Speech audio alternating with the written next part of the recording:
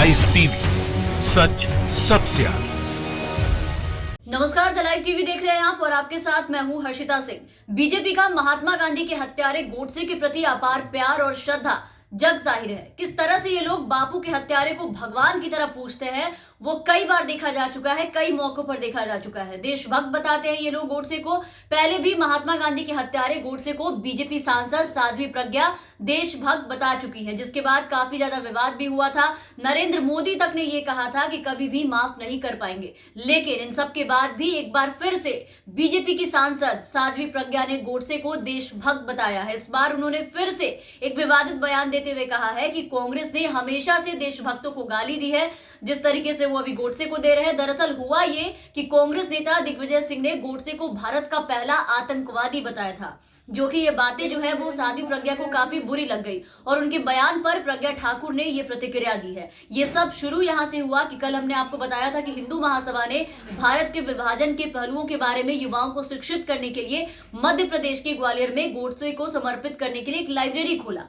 और महासभा नेता ने कहा कि महात्मा गांधी कितने भी बड़े क्यों ना हो, संगठन हमेशा गोडसे के कृत्य के लिए खड़ा रहेगा, जिसको लेकर के काफी विरोध हुआ बीते दिन। और इसी पे कांग्रेस नेता दिग्विजय सिंह ने ट्वीट किया। वो ट्वीट देखिए, आपके स्क्रीन पर है। दिग्विजय सिंह ने ट्विटर पर पूछा कि महामना मदन मोहन मालवीय जी, जो महात्मा गांधी के अनुयायी और साथी थे, जिन्होंने हिंदू महासभा की स्थापना की, 3 बार अखिल भारतीय कांग्रेस के अध्यक्ष जो कि रह चुके हैं, आज उसी हिंदू महासभा के लोग महात्मा गांधी के हत्यारे नाथूराम गोडसे की इतनी प्रशंसा कर रहे हैं। शर्म करो, इसके पीछे छिपा एजेंडा किसका है?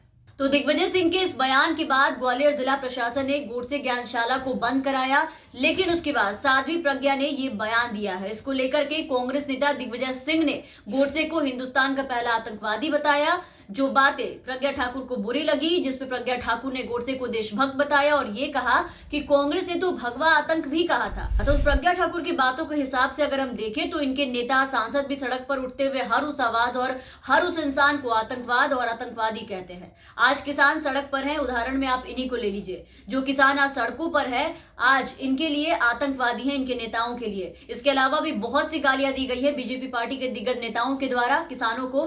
तब ये तो इन्हें जरा भी ना बुरा लगता है, ना इस पे कोई बयानबाजी करती हैं। ये खुद उन्हें आतंकवादी बताती हैं। जहां तक प्रज्ञा ठाकुर के इस बयान की बात कर ले तो ये बयान सीधा प्रधानमंत्री नरेंद्र मोदी के द्वारा बोली गई वो बड़ी बड़ी बातों पर बड़े सवाल खड़े करता है। पहले के बयान में मोदी जी ने कहा था कि भले ही साध्वी प्रज्ञा ने माफी मांग ली हो, लेकिन हम कभी इन्हें दिल से माफ नहीं करेंगे। तो पहली बात तो ये, पहली चीज ये कि साध्वी प्रज्ञा ने इस बात के लिए उस वक्त भी माफी नहीं मांगी थी और आज फिर उन्होंने वही गलती दोहराई है, वही गलती की है। हालांकि हम इसे गलती कह रहे हैं, लेकिन साध्वी प्रज्ञा और बीजेपी पार्टी के लोग इसे कहीं से भी गलती नहीं मानते हैं। तो अब सवाल यह है कि इस पर नरेंद्र मोदी जी क्या कार्रवाई करेंगे, अमित शाह, बीजेपी के अध्यक्ष जेपी नड्डा क्या बोलेंगे, क्या सफाई पेश करेंगे? पहले तो 2019 के लोकसभा चुनाव के दौरान और फिर संसद में जब साध्वी प्रज्ञा ने महात्मा गांधी के हत्यारे नाथूराम गोडसे को देशभक्त बताया था, तब बीजेपी ने उनके बयान से काफी दूरी बना ली थी और प्रधानमंत्री नरेंद्र मोदी ने उसी वक्त कहा था कि गोडसे और महात्मा गांधी को लेकर ये जो बयान दिए गए हैं, ये बयान गलत है, मैं उन्हें कभी क्षमा नहीं कर पाऊंगा। लेकिन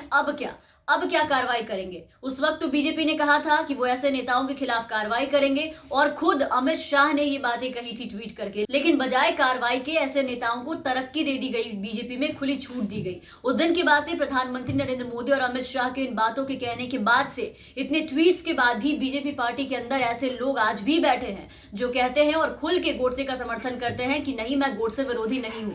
तो कोई साध्वी प्रज्ञा के उस बयान का समर्थन करता है पार्टी के अंदर बैठ के और साफ कहते हैं लोग कि साध्वी प्रज्ञा ने जो कहा वो बहुत सही कहा, उन्हें माफी मांगने की जरूरत नहीं है।